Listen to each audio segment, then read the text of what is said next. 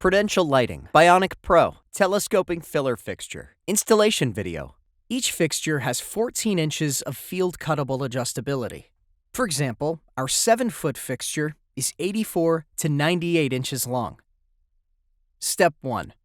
Measure and determine the cut length.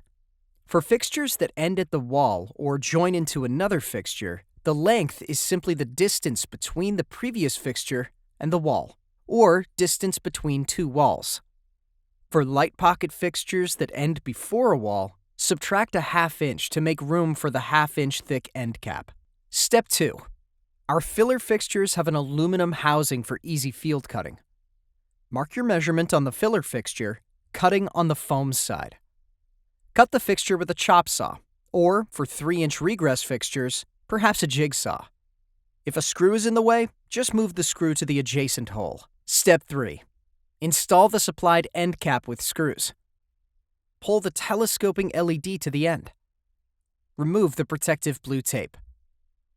Step 4. Install the filler fixture as the last fixture in the row, the same way you installed other fixtures. Check that all LEDs light up before installing the lens. Please see our lens installation instructions and videos if needed. That's it! Visit PruLight.com for installation PDFs.